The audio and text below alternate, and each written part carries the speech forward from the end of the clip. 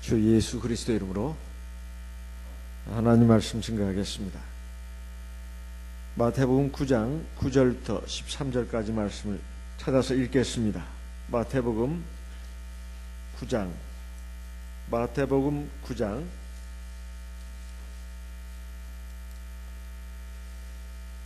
9절에서 13절까지 말씀을 읽겠습니다.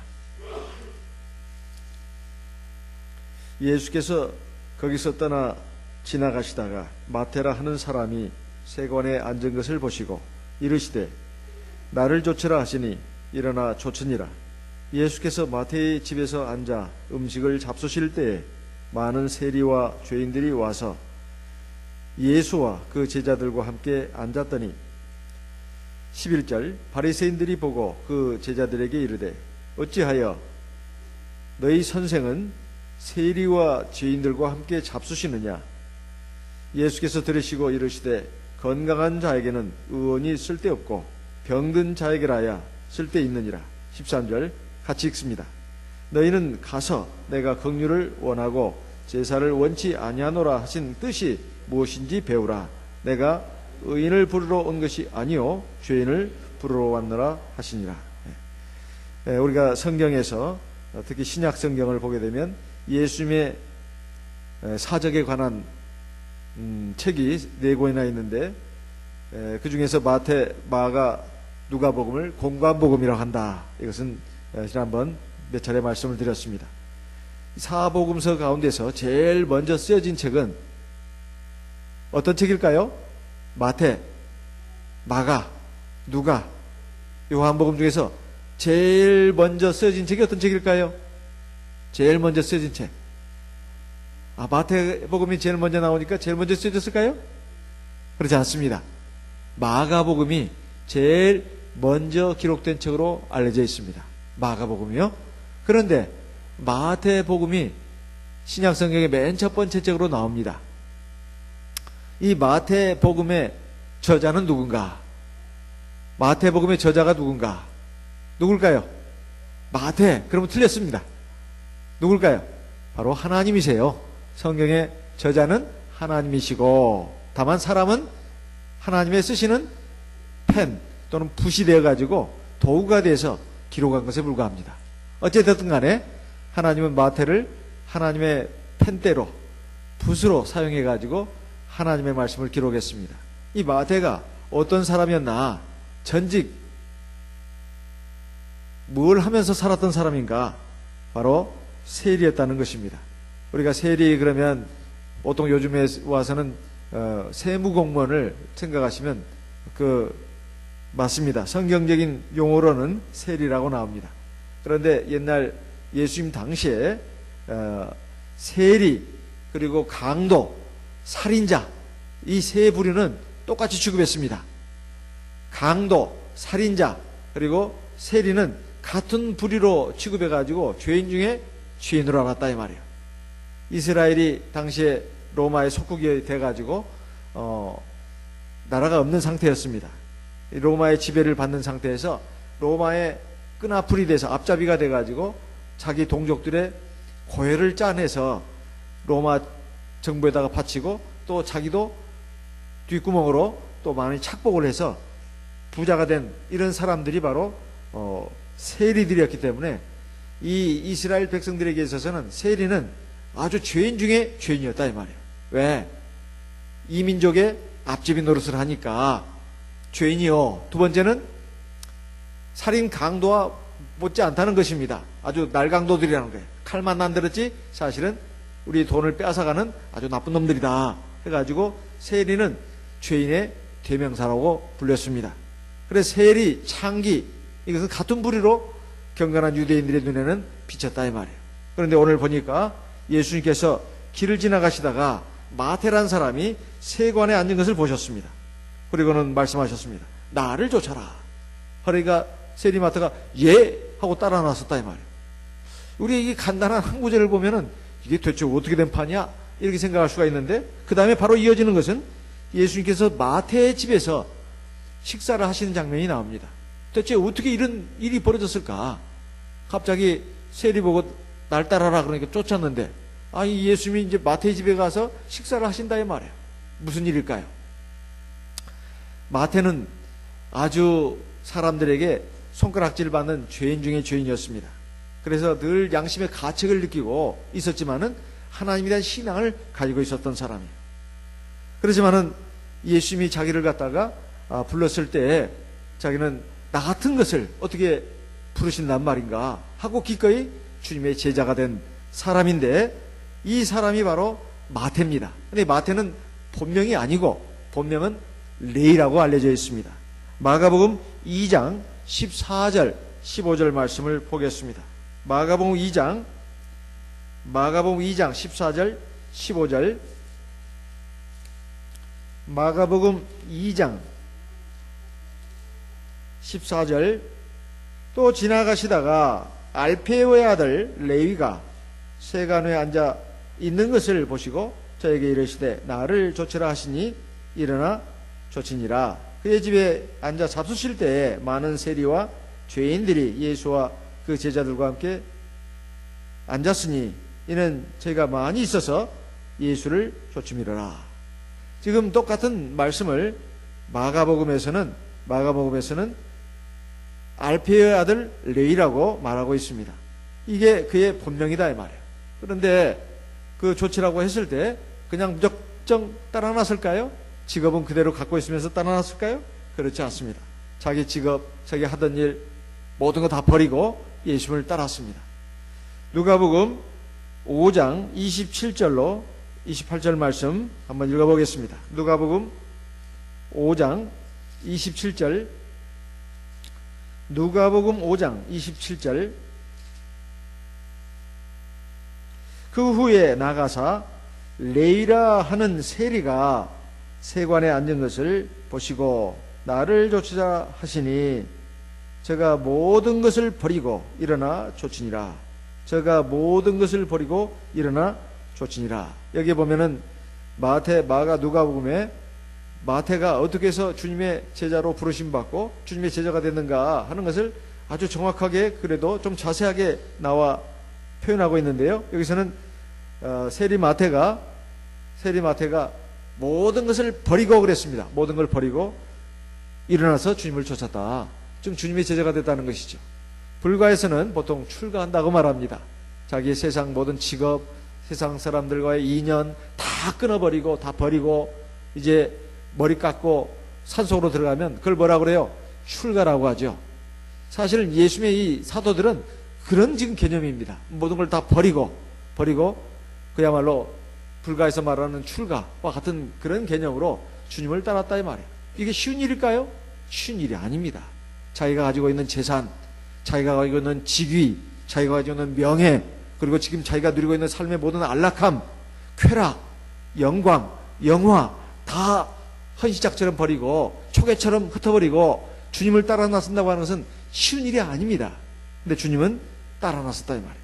그럼 주님이 그걸 어떻게 아시고 그랬을까요?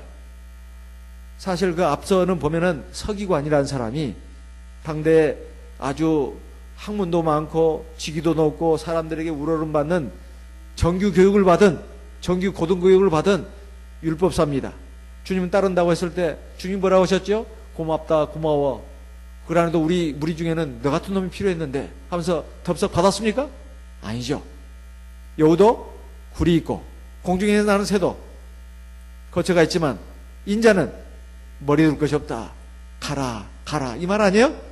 근데 이 마태는 보세요. 이 사람들이 죄인이라고 손가락질하는 이런 사람입니다.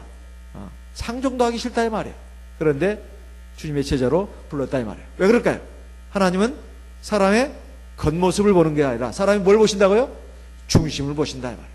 제가요 간혹 전철을 타거나 또는 버스를 타거나 아니면 길거리 갈 때 아주 정말 옷이 그냥 누더기 옷을 입었고요. 그 정도도 괜찮아요. 막 세수를 아마 목욕을 아마 몇 달간 안 하는 것 같아요. 머리는 그냥 기름이 촤르르 흐르고 얼굴에는 떼국물이 그냥 줄줄 흐릅니다. 뭐 옷이 더러운 것은 말할 것도 없고 가까이 가면 냄새가 막 코를 찔러요. 제가 언젠가 전철을 타고 가는데 자리가 딱 그 옆에 자리밖에 안 났어요. 사람들이 그게 안 앉는 거예요. 그래도 저는 서서 가기 싫어가지고 옆에 앉았습니다. 아이고, 제가 앉고 나서부터 후회를 했어요. 일어날 수도 없고. 왜? 머리가 아프더라고, 머리가. 그렇게 머리가 아파요. 근데 거기에다가 말이에요, 술까지 취한 사람 정말로 견디기 힘듭니다. 입에서 말이지 김치찌개 냄새, 된장찌개 냄새, 그러면 고약한 그 쇠주, 그 처음처럼인지 뭐 가스인지 뭔지를 모르겠어요. 도대체가 참이슬인지 정말 그냥 온갖 것이 다 섞여가지고 그냥 그 구정물처럼 막 숨을 쉴 때마다, 그것도 졸고 있는데 숨을 거칠게 몰아쉴 때마다 그 냄새가 훅훅 풍기는데 제 코에 들어오는 냄새가 참말로 정말 머리가 아플 정도예요. 머리가 아플 정도. 정말 견디기 어려웠습니다. 아주 그런 사람 옆에는 가까이 가기가 싫다 이 말이에요. 예. 여러분은 어떻습니까? 그런 사람 좋다고, 난 그런 사람 옆에 가고 싶다고 생각하는 사람이 있을까요? 없어요. 사람은 기본적으로 본능적으로 아주 더럽고, 그리고 아주 추악하고, 그리고 아주 난폭하고 성질 더러운 사람 있죠? 이런 사람 옆에는 가고 싶어요, 안 가고 싶어요? 안 가고 싶어요. 가까이 가기가 싫습니다. 예. 그런데 주님은 그렇게 이런 사람들도 불러들였다 이 말이에요. 그래가지고 자기의 제자로 삼았다 이 말입니다. 그래가지고 이 사람이 어떻게 했느냐, 누가복음 5장에 그 말씀 바로 이어지는 말씀이 잔치를 벌였다고 되어 있습니다. 누가복음 5장 28절, 누가복음 5장 28절에 보게 되면 저가 모든 것을 버리고 일어나 조춘이라. 29절 같이 한번 읽어볼까요? 레위가 예수를 위하여 자기 집에서 큰 잔치를 하니 세리와 다른 사람이 많이 함께 앉았는지라. 이걸 가만히 보니까 엘리사 생각이 나네요. 구약시대 선지자 엘리야의 제자였던 엘리사가 농사꾼이었습니다. 근데 굉장히 분홍이었어요. 주님이 엘리야가 옷을 던지니까 너 제자 삼겠다는 소리예요, 옛날에 그건. 그러니까 엘리사가 즉시 따랐는데 그 농사 짓는 기구를 다 불에 태워버리고 집에 가서 어떻게 했어요? 잔치를 벌였어요. 그리고는 스승인 엘리야를 따랐습니다. 그런데 여기 보니까 마태도 역시 마찬가지였다 이 말이에요. 주님이 자기를 제자로 부르니까 모든 걸 버리고 주님을 따랐는데 그냥 따른 것이 아닙니다. 집에 가서 뭘 벌였어요? 잔치를 벌였어요. 잔치 벌이려면 돈이 들까요, 안 들까요? 들지요. 주님과 주님의 제자들만 이렇게 초대한 게 아닙니다. 자기 동료들을 초대했어요. 자기 동료들이 누굽니까? 세리요, 세무공무원. 그리고 이리저리 아는 사람들을 갖다가 다 불러 모았어요. 왜 불러 모았을까요? 전도하려고. 사람이 전도하는 것이 생판 모르는 사람 전도하는 것보다도 자기가 일상생활에서 부딪히고 만나는 사람을 전도하는 게 쉽습니다. 그러면 전도가 아주 쉬워요. 그래가지고 이제 많이 세리와 다른 사람이 많이 함께 앉았다 이렇게 되어 있습니다. 이것은 세리가 주 예수가 어떤 분인가 하는 것을 알았다는 것입니다.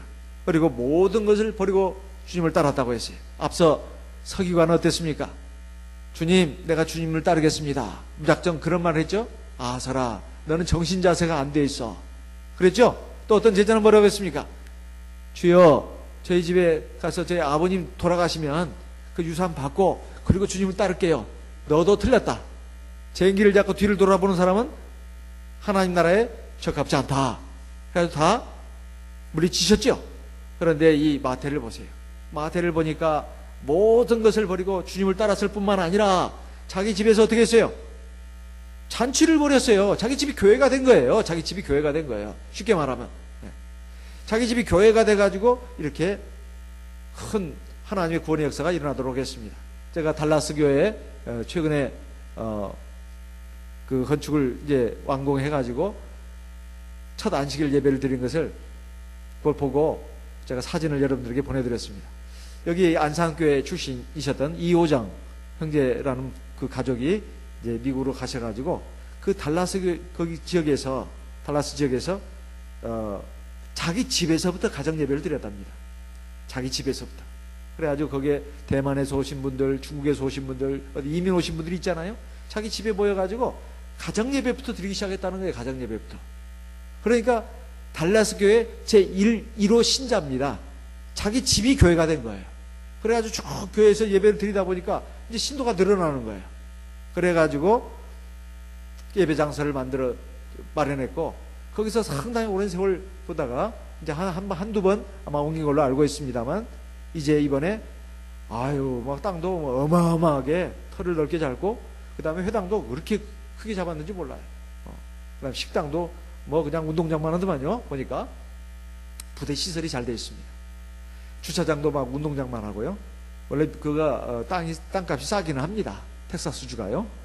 그래서 아마 터도 이렇게 넓게 잡았는데, 신도는 지금 현재 약 100명 정도 되는데, 그게 3분의 1이 우리 한국 신도라고 합니다. 3분의 1이요. 3분의 2가 주로 중국어권 신도들이라고 해요. 그래서 오전 예배는 같이 드립니다. 오전 예배를 같이 드려요. 한국 신도들은 뒤에서 여기 머리에다 뭘 써요? 이어폰 쓰고, 우리 자매나 형제가 통역을 해주면 그 이어폰으로 이제 통역하는 걸 듣는 거죠. 그리고 오후 예배는 따로따로 예배 드린다고 그래요. 중국인으로 설교하는 분들은 또 그분들대로, 우리 한국인 신자들은 또 별관해서 이렇게 오후 예배는 따로따로 드리는 것이 지금 수십 년간 이어지고 있다고 합니다. 어쨌든 미국에서도 우리 한인들이 주로 많이 모이는 곳이 바로 그 달라스, 그다음에 미국 LA라고 하는데, LA도 역시 마찬가지입니다. 우리 한인들이 이렇게 교회가 서가지고 그래가지고 결국 거기에서 교회가 또 분설돼 나가기도 하고, 그래가지고 LA만 해도 우리 우리 참예수교회가 한 4개인가요? 4개인가 5개가 되는데, 사실은 우리 한인 성도님 집에서부터 이렇게 교회가 새 나갔다는 그런 말도 제가 들었습니다. 자, 이런 것을 보게 될 때, 자, 우리 마태가 지금 자기가 구원받고 나서 자기가 어떻게 살아야 될 것인가, 이것을 알았다는 것입니다. 많이 가진 사람일수록 많이 버리기가 어렵습니다. 우리가 생각할 때 조금 가진 사람은 버리기도 쉬울 것이다. 물론 그렇지요. 그저 많이 가진 사람은 더 그만큼 다 버리기가 어려운 것입니다. 아까워서 어떻게 버려요? 그런데 마태는 자기가 가지고 있는 모든 직위, 그리고 성공, 그리고 재물, 모든 것들을 다 버리고 주님을 따랐다는 것입니다. 그런데 영적으로 볼 때는 마태는 죄인 중에 죄인이었다 이거예요. 하지만 자기 자신이 생각할 때는 나 같은 것이 무슨 구원을 받으랴 싶었지만은, 하나님의 눈은 다르다는 것입니다. 하나님은 중심을 보신다는 거죠. 그런데 이것을 바리새인들이 놓치지 않았습니다. 11절에, 마태복음 9장 11절에 보면 바리새인들이 이걸 가지고 비난을 했습니다. 어째서 너희 선생님은 세리와 죄인들과 함께 음식을 잡수시느냐. 지금 이것을 갖다가 지금 뭐라고 했다. 원래 경건한 유대인들은 죄인들하고 같이 앉아서 대화를 하거나 음식을 나누거나 이건 안 되는 일입니다. 같이 죄인이 된다 이거예요. 근데 주님은 거기에 대해서 아주 분명하게 말씀하셨습니다. 건강한 자에게는 의원이 필요 없다. 병든 사람에게만 의원이 필요하다. 이거 우리가 다 상식적으로 아는 얘기입니다. 상식적으로 아는 얘기. 그래서 주님이 또 이어서 하시는 말씀은, 내가 의인을 부르러 온 것이 아니라 죄인을 부르러 왔다. 어찌 생각하면 이것을 가지고 너희 선생님이 잘못했어 하고 비난했던 바리새인들은 마치 의인이 되고, 그리고 예수님이 지금 데리고 식사하는 마태와 그의 동료들, 세리들, 그리고 그 따라온 많은 사람들은 다 죄인이고, 이렇게 생각을 할 수가 있습니다. 그러나 그게 아니다 이 말이에요. 사실은 바리새인들이 더 죄인입니다. 더 죄인이에요.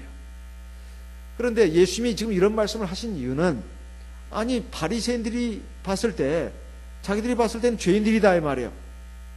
세리들, 그리고 창기들, 그리고 또 불안당들, 아주 못된 죄인들이다 이 말입니다. 근데 어떻게 어울리냐 이 말이에요. 상종도 해서는 안 될 그런 죄인들을 갖다가 어떻게 같이 앉아가지고 식사를 하느냐 이 말이에요. 그러니까 주님은 내가 이 죄인들을 구원하기 위해서 온 것이다. 이 말은 이런 불의의 사람들만 구원하러 오신 것이 아니고, 사실 내가 이 세상에 온 목적은 죄인을 구원하기 위해서 왔다 이 말이에요. 자칭 의인이라고 생각하지만 사실은 너희들도 죄인이다. 그렇지만 너희들은 죄인이라고 스스로 깨닫지도 못하고 있고 인정도 안 하고 있지 않냐. 근데 여기 이 사람들을 봐라. 자기들이 죄인인 것을 알고 있고 자기들이 하나님 앞에 구원받아야 될 그런 죄인인 것을 스스로 알고 지금 내 구원을 받아들이고 있다. 지금 이것을 또 깨우쳐 주는 것입니다. 그러면서 13절에 보면 너희는 가서 내가 긍휼을 원하고 제사를 원치 아니하노라 하신 뜻이 무엇이니 배우라. 우리가 지금까지 이 말씀은 많이 소홀하게 생각했습니다. 너희는 가서 내가, 즉 하나님이죠. 하나님이 긍휼을 원하고 제사를 원치 아니하노라. 하나님 앞에 드리는 제사라고 하는 것은 오늘날 예배입니다. 예배는 열심히 드리는데 하나님이 백성이 돼가지고 긍휼이 없다 이 말이에요. 긍휼이 뭐예요? 불쌍히 여기는 마음이 없다 이 말이에요.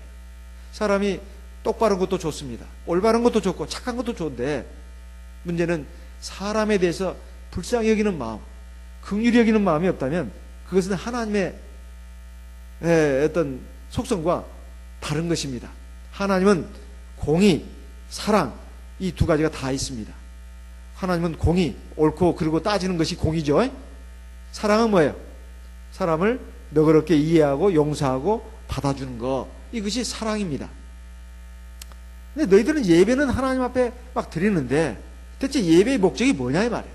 하나님 앞에 바르게 서고 그리고 하나님의 사랑을 본받고 배우고 본받아서 실천하는 것이 아니냐 이 말이에요. 그런데 너희들은 제사는 열심히 드리는데 하나님의 사랑은 너희들이 깨닫지도 못하고 있고 그리고 하나님의 사랑과는 정딴판으로 나가고 있다. 지금 바리새인들이 그런 입장이다 하는 것입니다. 먼저 하나님과 우리의 관계도 한번 생각해 봅시다. 사실 우리 성도님들 입에서 가끔씩 나오는 말들이 그겁니다. 나 같은 죄인이 구원받을 수 있을까요? 이겁니다. 나 같은 죄인이 구원받을 수 있을까요? 저는 너무너무 죄가 많아요.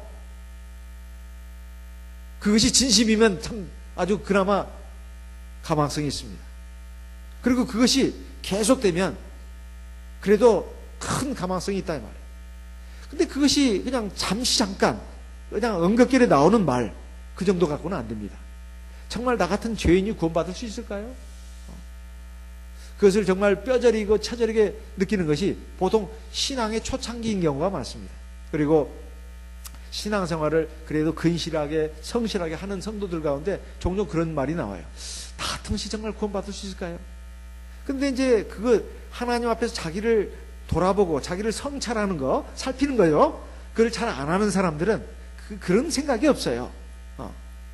어차피 나는 뭐 세례받고 성령 받았는데 하나님 나라 그냥 무조건 가는 거지 뭐 내가 하나님 나라 가면 누가 가? 이런 식의 생각을 은연중에 가지는 그런 경우가 많습니다.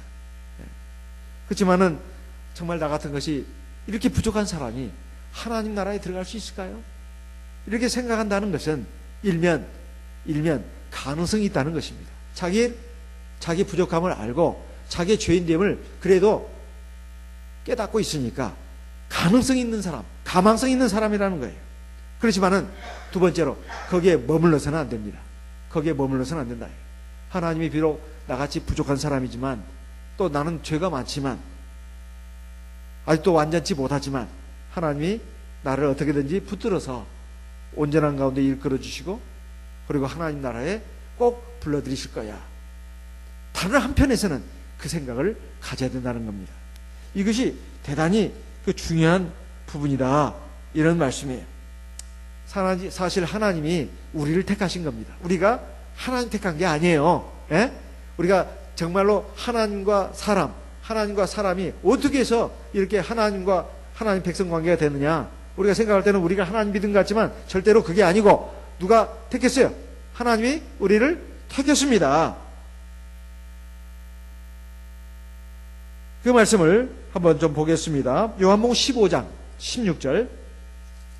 요한복음 15장 16절 말씀 같이 읽어보겠습니다.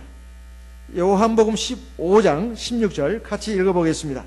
너희가 나를 택한 것이 아니요 내가 너희를 택하여 세웠나니 이는 너희로 가서 과실을 맺게 하고 또 너희 과실이 항상 있게 하여 내 이름으로 아버지께 무엇을 구하든지 다 받게 하려 함이니라. 자, 여기 보면 택한 것에 대해서 먼저 말씀하고 있습니다. 하나님이 예수님이죠. 예수님이 하나님이죠. 그 예수님이 우리를 택했어요? 우리가 예수님을 택했어요? 예수님이 우리를 택한 겁니다. 그러니까 이게 하나님의 사랑이죠. 하나님의 사랑과 은혜입니다. 아니 우리가 예수님 택했으면은 뭐 그렇게 은혜라고 사랑이라고 할 것이 많이 그 값어치가 감소가 되는데, 하나님이 우리 같은 죄인들을 택해가지고 자기 백성으로 자기 자녀로 삼아주셨다는 거예요. 그리고 영원한 아버지 나라 하나님 나라를 유업으로 주셨다는 것입니다. 이 얼마나 감사하냐 이 말이에요. 자, 그런데 보니까 너희가 나를 택한 것이 아니고 내가 너희를 택했다, 지금 내 백성으로 삼았다 이 말이죠. 그 다음에 이는 너희로 가서 뭘 맺게 하고, 과실이 뭐예요? 과실이 열매를 맺게 하고. 어떤 열매일까요? 사과, 배, 감, 대추, 자두, 앵두, 그 중에 뭐예요? 그렇죠. 아이고 참말로 성령의 열매, 성령의 열매를 맺게 돼. 과실을 맺겠다고 하니까 사과요, 배요, 감이요. 저 감 참 좋아하는데요. 대추요. 그거 아니라니까요. 그거 아니요. 뭐예요? 성령의 열매를 맺겠다는 겁니다. 그래가지고 그 열매가 항상 있게 하여, 그 다음에 뭐예요? 내 이름으로 아버지께 무엇을 구하든지 다 받게 하라니라. 나는 하나님께 기도를 해도 뭐 안 들어주는 것 같아. 그 두 가지를 생각해 봅니다. 하나는 기도를 제대로 하고 있는가? 지금까지 기도 안 하다가 갑자기 기도하는 거. 그러면 지금부터 시작인 겁니다. 두 번째는 기도만 한다고 되는 건 아니다 이 말이에요. 뭐예요? 하나님 앞에 열매가 있냐 이 말이에요. 무슨 열매? 성령의 열매. 속은 썩어 문드러졌는데 열매는 하나도 없는데, 속은 아주 그냥 바리새인이나 또는 죄인이나 이것처럼 더럽고, 그리고 가시덤불도 많고 엉겅기도 많고 잡초도 많은데 하나님 앞에 막 그냥 기도만 해요. 주여 주여 주십시오 주십시오. 그러면 오냐 주겠다 하고 주십니까? 아니다 이 말이에요. 여기 보니까 내가 너희를 먼저 택했고, 너희를 택해서 한 것은 뭐냐? 너희로 가서 뭘 맺게 한다? 과실을 맺게 하고, 그 과실이 항상 있게 해서 그 다음에 우리에게 이거였구나, 그걸 깨우쳐 주는 말씀이 있어요. 너희가 내 이름으로 무엇을 구하든지 뭐요? 다 받게 하겠다. 기도만 하면 하나님이 다 들어주신다. 그것은 우상 숭배자와 똑같은 말입니다. 우상 숭배자들도요, 쌀, 돈 갖다 바치고 부처님한테 뭐라고 그래요? 시주했다고 그러죠. 그리고 소원 빌어요. 그래요 안 그래요? 거기는 율법이고 뭐가 없어요. 그냥 갖다 바치고 그냥 자기 소원 다 들어달라는 거예요. 하나님이 그런 우상이 아닙니다. 우리 안에 하나님의 기뻐하시는 과실이 맺혀야 된다 이 말이에요. 물론 그것도 우리 힘으로 되는 거 아닙니다. 믿음으로 하나님의 말씀을 따라 성령의 도우심을 따라서 성령의 열매가 맺히는 거라고 우리가 여러 번의 시간을 걸쳐서 우리가 배웠습니다. 이렇게 해서 하나님의 기뻐하시는 열매가 있을 때 우리가 기도하면 기도하는 족족 들어주신다 이 말. 기도하는 족족. 근데 열매 맺는 것은 아무 관심이 없어요. 속은 썩어 문드러지고 그냥 황량한 그 광야 들판이 돼가지고 여우가 뛰놀고 뱀이 뛰놀아요. 그냥 아이고 좋다, 아이고 좋아, 아이고 이놈의 집구석은 진짜 내가 놀기가 딱 좋은 집구석이네. 하나님 말씀도 없고 그냥 지 기분대로 지 성질대로 사는구만 이놈의 작자는. 이건 그야말로 내 집이야 해가지고 그 안에 들어가서 누가 뛰놀아요? 여우, 뱀 막 뛰논다 이 말이에요. 우리 집구석이라고. 거기서 무슨 하나님의 역사가 일어날 수 있겠습니까? 없다 이 말이에요. 마태복음 21장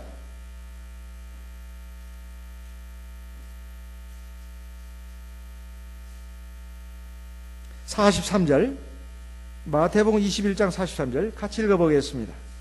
마태복음 21장 43절 같이 읽어보겠습니다. 그러므로 내가 너희에게 이르노니 하나님의 나라를 너희는 빼앗기고 그 나라에 열매 맺는 백성이 받으리라. 하나님의 나라를 누가 받는다고요? 하나님의 나라를 열매 맺는 백성이 받는다고 되어 있어요. 열매 맺는 백성. 이건 세례 성령 받은 것은 기본 전제로 깔고 하는 말씀이에요. 세례 받고 성령 받은 건 필요 없는가? 아니에요. 그게 기본이에요. 그게 일단 거듭나는 거니까. 그럼 세례 받고 성령 받으면 끝인가? 아니에요. 그것은 시작입니다. 세례 받고 성령 받아도 열매를 맺지 않으면 하나님 나라 못 갑니다. 이건 제 말이 아니에요. 하나님 말씀이에요. 그리고 하나님 나라에 들어가는 건 말할 것도 없고 이 짧은 세상 사는 것도 얼마나 힘듭니까? 예? 100년도 안 되는 세상 사는 것도 얼마나 고달퍼요. 왜? 육신이 있기 때문에. 연약한 육신을 가지고 있기 때문에 이 몇십 년 사는 인생도 그렇게 힘이 듭니다. 근데 힘 안 들게 살아가는 방법, 주님이 함께 하셔야 되고, 주님이 나 삶을 보살펴 주시고 인도해 주시면 하나도 걱정거리가 없어요. 저 사막에 던져놔도, 저 바다에 던져놔도 걱정거리가 없습니다. 왜? 우리 하나님이 우리를 붙들어 주시고 지켜주시고 보살펴 주시고 인도해 주시는데 뭔 걱정이냐 이 말이에요. 그러려면 어떻게 된다? 우리 안에 뭐가 맺혀야 된다? 열매가 맺혀야 된다. 열매를 맺는 것은 하나님 나라에 들어가기 위해서 뿐만 아니라 우리가 주의 이름으로 무엇을 구하든지 다 받게 하기 위해서라고, 아까 요한복음 15장 16절 우리 같이 읽었잖아요. 꼭 하나님 나라에 들어가기 위해서만 성령의 열매 맺어야 되는 거 아닙니다.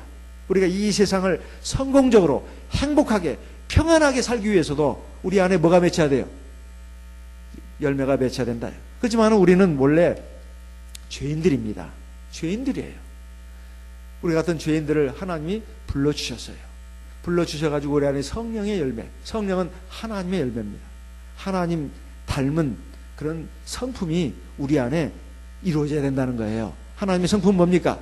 바른 거예요. 첫째, 바른 거. 거룩하고 바른 거. 또 하나는 뭐예요? 사랑이에요. 사랑.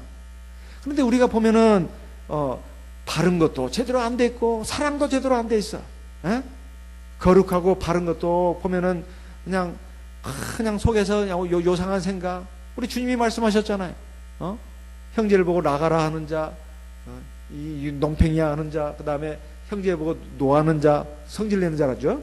천국에 못 들어간다고 했습니다. 요한 1서 3장에 보면 형제를 미워하는 자마다 살인하는 자라고 되어 있어요. 그리고 예수님은 또 말씀하셨습니다. 여자를 보고 음욕을 부는 자마다 이미 마음에 간음했다고. 그러니까 우리가 눈으로 입으로 그 다음에 손과 발로 죄를 안 져도 죄 안 진 게 아닙니다. 마음속으로 생각으로 죄도 많이 진다 이 말이에요. 우리가 하루하루 우리 생활을 보면은 겉으로 보기는 멀쩡한 것 같은데 사실은 하나님 앞에 우리가 온전하게 거룩하게 온전하게 완전하게 산 날이 거의 없습니다. 그럼 우리는 죄인이다 이 말이에요. 이런 죄인을 우리 주님께서는 불쌍히 여겨주십니다. 어떤 정도로 불쌍히 여겨주시냐? 오래오래 참아주시는 거예요. 그리고 용납해 주시는 겁니다. 시편 103편을 보겠습니다. 시편 103편 8절. 시편 103편 8절 같이 읽어보겠습니다. 시편 103편 8절. 여호와는 자비로우시며 은혜로우시며 노하기를 더디하시며 인자하심이 풍부하시도다. 항상 형책지 아니하시며 노를 영원히 품지 아니하시로다. 우리의 죄를 따라 처치하지 아니하시며 우리의 죄악을 따라 갚지 아니하셨습니다. 자, 이 하나님의 성품을 한번 똑똑히 한번 마음에 새기기 바랍니다. 이거 여러 번 읽어서 우리가 아는 말씀인데, 하나님은 자비로우시며 은혜로우시며 그 다음에 뭐예요? 노하기를 어떻게 하신다고요? 더하기. 노가 뭐죠? 노가? 화내는 거, 성질내는 것을 어떻게 한다고요? 굉장히 더디하신다는 거예요. 굉장히. 그리고 인자하심이 풍부하다. 이것은 우리의 죄를 아주 많이 용서하신다는 뜻입니다. 그렇죠? 불쌍히 여기신다는 거예요. 항상 경책지 아니하시며. 경책은 뭐예요? 경책이 뭐예요? 경책이 야단치는 거. 이것도 이따로밖에 못해? 막 야단치는 거 있잖아요. 이 못된 놈 자식 같은 거. 막 꾸지람하는 거, 성질내는 거 있잖아요. 이것도 안 하신다는 거예요. 그리고 언제 화를 품으셨다가도 그걸 영원히 안 품는다는 겁니다. 정말 이건 하나님의 이런 사랑이 없으면 우리가 하나님 앞에 구원받을 사람이 없어요. 한 사람도. 그리고 이 하나님의 성품에 대해서 아주 또 잘 말씀하신 부분이 나옵니다.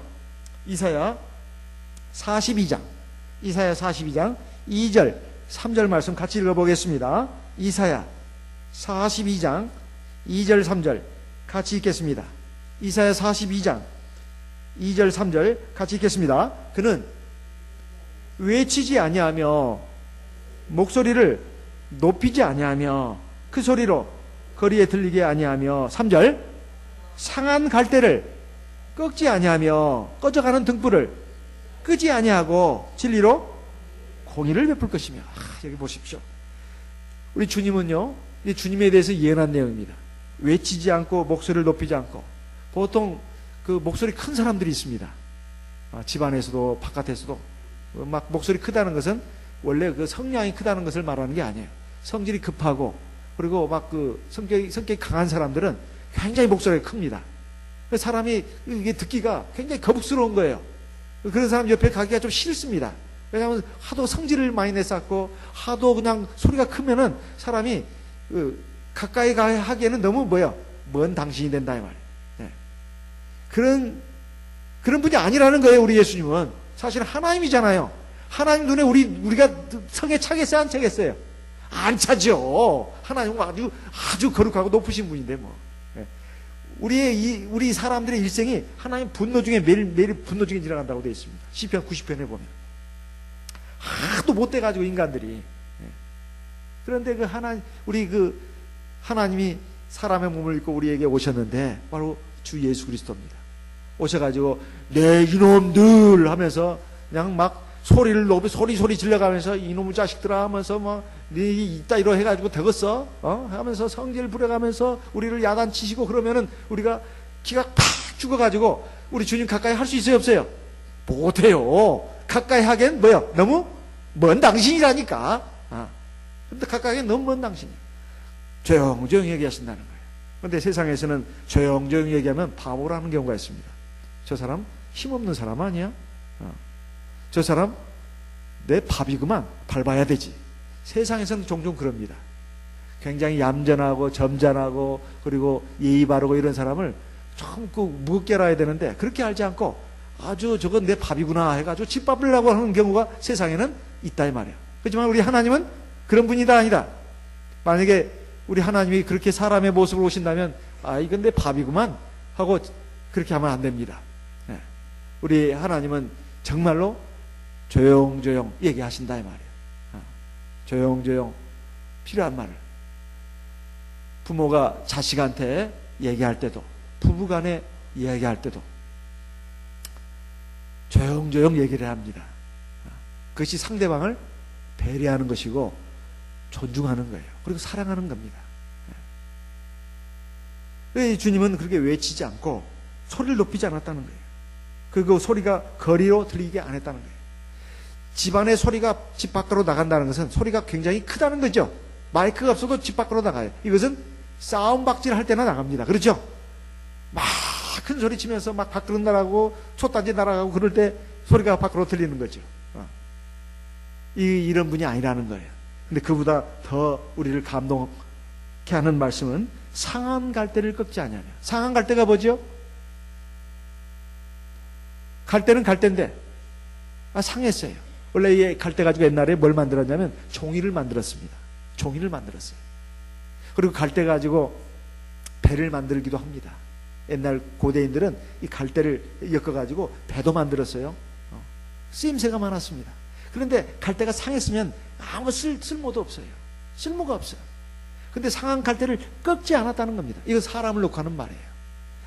아무 쓸모가 없어. 병들어서 더러워서 그런 것도 꺾지 않는다는 겁니다. 사람으로 말하면 우리도 하나님 백성 가운데 보면 저 사람 저래 가지고 하늘나라 가겠어? 저건 교인이라고 할 수 없어.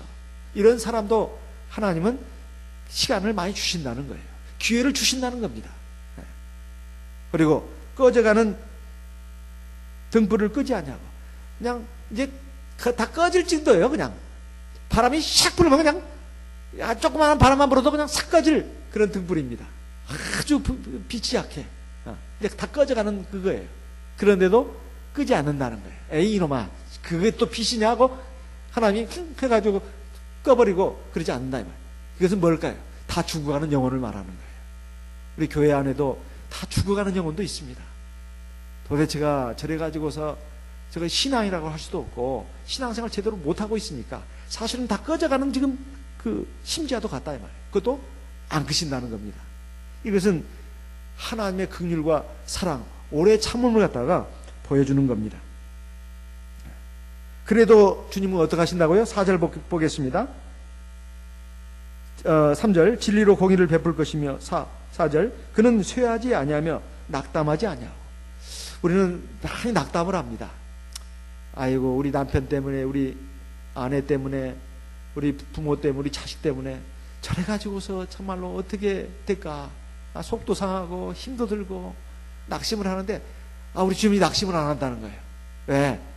저 꺼져가는 심지도 살아날 수 있고 또 저 상황 갈 때도 다시 건강해질 수 있고 이것을 기대하신다는 겁니다. 그러면서 하나님은 공의를 행하신다는 거예요. 공의를 행하신다는 겁니다. 하나님이 사랑만 가지고 하시는 게 아니고 하나님이 공의의 진리를 또 가르치신다는 거예요. 하나님이 사람을 얼마나 사랑하시는지 하나님이 일정 기간, 상당한 기간, 최대한의 기간을 사람에게 허락을 하십니다. 그리고 하나님을 이 사랑의 손길로 때로는 매로 깨우치시고 경계하시고 어떻게든지 구원받게 하고 어떻게든지 하나님의 백성으로 온전히 세워서 하나님 나라를 유업으로 받게 하시는 그런 역사를 펼치신다 이 말이에요. 그런데 그 가운데 하나님의 오래 참으심이 있다는 겁니다. 이것을 우리가 어떻게 한다고요? 배워야 된다 이 말입니다. 배워야 된다 이 말이에요. 그래서 우리가 그것을 배우기 위해서 우리에게 하나님의 공의의 이런 속성뿐만 아니라 하나님의 사랑의 속성도 가지고 있어야 합니다. 에베소서 4장 2절 말씀을 같이 읽어보겠습니다. 그게 뭘까요? 에베소서 4장 2절. 너희는 가서 내가 긍휼을 원하고 제사를 원치 않냐노라 하신 뜻이 무엇인지 다시 한번 깨닫도록 해라. 주님이 오늘 우리에게 주신 말씀이지 않습니까? 에베소서 4장 2절. 에베소서 4장 2절 말씀을 같이 읽어보겠습니다. 모든 겸손과 온유로 하고 오래 참음으로 사랑 가운데 서로 용납하고. 다시 한번 읽겠습니다. 모든 겸손과 온유로 하고 오래 참음으로 사랑 가운데 서로 용납하고. 요즘 부부간의 이혼이 굉장히 많습니다. 세계 OECD 국가 가운데 우리나라가 이혼율도 1등이라고 그래요. 우리나라 1등 하는 게 참 많은데 술 마시는 거 1등, 자살률 1등, 이혼율 1등이라고 그래요. 우리가 박수 칠 노릇인가요? 아니면 이거 안타까워야 할 노릇인가요? 박수 칠 일이라고요? 안타까워야 할 일이에요. 자살률 1등, 술 마시는 거 1등, 그 다음에 이혼율 1등. 왜 이렇게 이혼을 많이 하느냐? 보면은 부부간의 부정이 첫 번째 사유로 꼽힌다고 합니다. 부부간의 부정. 그 다음에 학대. 이런 것이 있는데, 그래도 제일 많이 꼽는 것이 뭐냐? 성격이 안 맞는다고. 성격이 안 맞는다고. 물론 그것은 표면적인 이유일 수도 있습니다. 실제적인 이유는 더 다른 것일 수도 있어요. 하지만 성격이 안 맞아서 이혼하는 경우가 실제로 많습니다. 근데 이게 말이 되는 소리냐 이 말이에요. 부부간에 성격이 안 맞나. 처음에는 자기야 나 잡아봐라 하고 바닷가에서 강가에서 들에서 자기야 나 잡아봐라 하면서 막 서로서로 좋다고 막 그냥 짝짝꿍 했던 사람들이 갑자기 성격이 안 맞는데 살아보니까 이게 말이 되는 소리냐 이 말이에요. 그런데 사람은 그만큼 약한 존재입니다. 그렇게 살을 맞대고 서로 사랑하니 어쩌니 했던 사람도 자식 새끼까지 낳아도 성격이 안 맞는다고 이렇게 갈라서는 것이 요즘 그 세상이다 이 말이에요. 그러나 주님은 말씀하셨습니다. 이혼은 간음한 음행의 연구에 갈라서는 것은 안 된다고. 그것은 간음하는 것이라고 또 이렇게 말씀하지 않았습니까? 그러면 우리가 왜 부부간에 이렇게 되냐 이 말이에요. 부부간만 그런 게 아닙니다. 형제간에도 그러고 교회 안에서도 그러고 밖에서도 그러고 요즘 사람들이 못 참아요. 못 참아. 부부간에도 마음 안 맞다고 막 싸우고 머리끄댕이 잡고 그냥 뺨 때리고 칼키고 그냥 난리예요. 그래가지고 갈라섭니다. 부부간만 이런 게 아니에요. 집안에서 형제간끼리도 그리고 교회에서 형제 자매간끼리도 세상에서도 잘 참지를 못하는 거예요. 이것은 하나님의 백성의 모습이 아닙니다. 여기서 뭐라고 돼 있어요? 모든 겸손과 뭐라고요? 온유로 하고 그 다음에 뭐예요? 오래 참음으로. 그랬죠? 오래 참아야 되는 거예요. 사람이 내 마음에 안 드는 말 해도 행동해도 금방 부룩부룩 이렇게 말하면 안 됩니다. 그게 오래 참는 거 아니에요. 자기 성질대로만 하는 거지. 그런 사람은 이혼을 해도 100번을 합니다. 그런 식으로 하면. 그런 식으로 살아가는 인생은 이혼도 100번을 하는 사람들이에요. 하나는 100번 죄를 짓는 사람들이죠. 이건 이혼하고 다르잖아. 왜 안 달라요? 똑같이. 안에서 새는 바가지가 밖에서 새는데 뭐. 그 성질이 그 성질이지 어떤 성질이요. 그래서 오래 참는다고 하는 것은 부부간뿐만 아니라 부모 자식 간에도 형제 간에도 또 교회 안에서 우리 성도들 간에도, 또 세상에서도 우리 동료들 간에도 오래오래 참아줘야 됩니다. 그게 하나님의 사랑이에요. 왜? 하나님이 나에 대해서 오래오래 참으시잖아요. 그렇죠? 오래 참는 게 뭐예요? 서로 뭐예요? 용납이라고 되어 있습니다. 서로 뭐라고요? 용납. 용납이 뭐예요? 용납이 서로 받아들이는 거예요. 아, 저 사람 아유 저러면 안 되는데, 그래도 당장 뭐라고 하지 않고 일단 받아주는 겁니다. 기다려주는 거예요. 이것이 있어야 합니다. 이것이 하나님의 사람의 모습이에요. 골로새서 3장 13절 말씀도 읽어보겠습니다. 에베소서 다음에 빌립보서, 그 다음에 골로새서입니다. 골로새서 3장 13절 같이 읽어보겠습니다. 골로새 3장 12절 13절 같이 읽겠습니다. 그러므로 너희는 하나님의 택하신 거룩하고 사랑하신 자처럼 긍휼과 자비와 겸손과 온유와 오래 참음을 옷 입고, 13절 누가 네게 혐의가 있거든 서로 용납하여 피차 용서하되 주께서 너희를 용서하신 것과 같이 너희도 그리하고. 그렇죠? 하나님의 사랑이 뭐라고요? 상한 갈대를 꺾지 않고, 그 다음에 꺼져가는 심지도 끄지 않고, 그 다음에 뭐요? 큰 소리로 말했다고 해서 큰 소리로 안 말했다고 했어요? 큰 소리로 말 안 한다고 했어요. 집 밖으로 나간다 해서 안 나간다고 했어요. 우리가 하나님의 말씀으로 깨우침 받아야 합니다. 깨우침 받고 우리를 바로 세워야 돼요. 그 누구를 위해서? 자기의 구원의 완성을 위해서. 자기 구원의 완성을 위해서 해야 된다는 겁니다. 이것은 저한테도 하는 말입니다. 저한테도 하는 말이에요. 그래서 우리 자녀를 훈육할 때도 물론 큰 소리로 야단도 치고 그래야 될 때도 있겠지요. 그렇지만은 목소리는 조용하되 내용은 엄해야 합니다. 뭔 말씀인지 아시죠? 소리가 커야 되는 것이 아니에요. 말은 소리는 작더라도 내용은 천둥 번개 같은 그런 무게를 가지고 얘기를 해야 합니다. 소리가 크다고 해서 아이들이 듣는 게 아닙니다. 부부간에도 마찬가지. 소리가 크다고 해서 이기는 게 아니에요. 말의 내용이 씨가 있어야 합니다. 씨가 있어야 돼요. 내용이 충실해야 된다 이 말이에요. 그것이 없이 이렇게 대화를 하면은 이것은 아무것도 안 됩니다. 그냥 더 의의만 상하고 바가지만 깨지죠. 그러니까 내 안에 저 사람을 향한 사랑을 가지고, 그래도 해줘야 할 말은 해줘야 된다, 이런 마음을 가지고 해야 됩니다. 그런 가운데 먼저 기도가 있어야 된다. 기도도 하고, 그래야 하나님이 그 사람 마음을 또 움직여주는 겁니다. 그냥 내 마음대로, 내 성질대로, 내 기분대로 막 얘기하다 보면 아무것도 안 된다는 말이에요. 자기가 오히려 하나님 앞에 죄만 짓는 것밖에는 없다 이 말이에요. 효과가 아무것도 없고, 효과는 마이너스 효과다 이 말이에요. 그리고 자기는 하나님 앞에 죄인이 되고, 이건 아무 의미가 없는 것이죠. 우리가 이런 것을 우리가 깨달아야 되겠습니다. 사실 교회는 하나님의 집입니다. 그리고 하나님의 백성으로, 자녀로 양육받는 곳이에요. 그리고 우리 하나님 나라에 들어가기까지 우리의 그 교육 장소입니다. 병원이기도 합니다.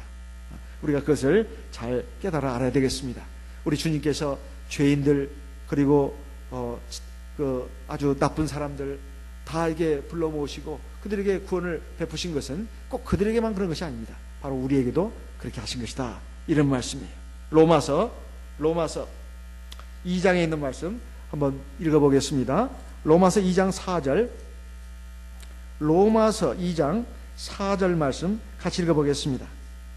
혹 네가 하나님의 인자하심이 너를 인도하여 회개케 하심을 알지 못하여 그의 인자하심과 용납하심과 길이 참으심의 풍성함을 멸시하느냐. 5절 다만 네 고집과 회개치 아니한 마음을 따라 진노의 날 곧 하나님의 의로우신 판단이 나타나는 그날에 임할 진노를 네게 쌓는도다. 마지막 날 하나님이 우리를 무섭게 심판하신다는 거죠. 그렇죠? 마지막 날 하나님의 심판 날에 우리는 무섭게 심판하신다는 거예요. 그런데 지금 그 사이에는 어떻게 된다고요? 하나님이 우리를 어떻게 하신다고요? 하나님의 인자하심이 우리를 인도하고 있다는 거예요. 그리고 회개케 하신다는 겁니다. 근데 너희가 그걸 알지 못한다는 거예요. 하나님이 인자하심과 용납하심과, 용납이라고 나와요, 안 나와요? 하나님이 인자하심과 우리를 어떻게 하신다고요? 용납해 주시는 거예요. 지금 하나님이 우리를 많이 봐주고 있는 겁니다. 매일매일. 우리를 하나님이 많이 봐주고 있는 거예요. 용납해 주고 있는 거예요.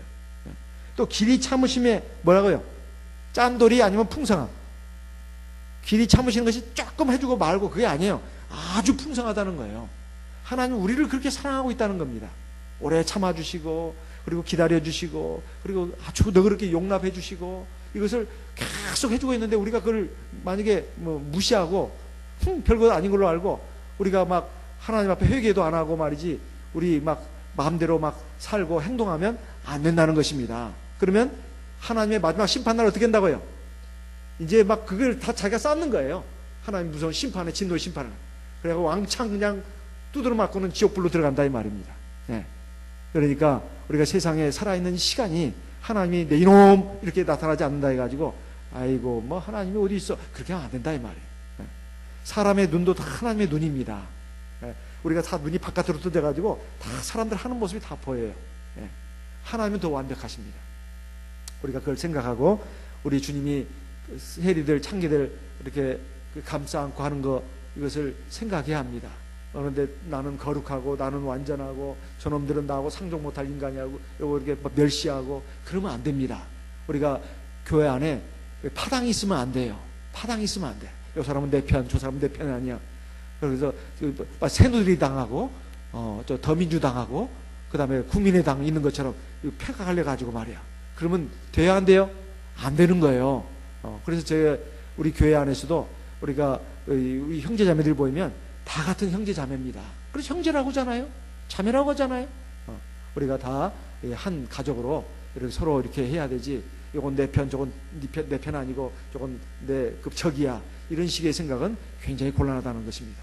절대 그런 그 잘못된 관념에 빠지지 않도록 해야 되겠습니다. 이 시간 들으신 말씀을 생각하고 하나님의 사랑을 깨닫고 하나님의 사랑 앞에서 내가 그동안 얼마나 부족했는가 이걸 깨닫고 회개하는 시간, 그리고 하나님 나를 바른 길로 이끌어 주시옵소서, 이런 기도를 드리도록 하겠습니다. 다 같이 기도하겠습니다.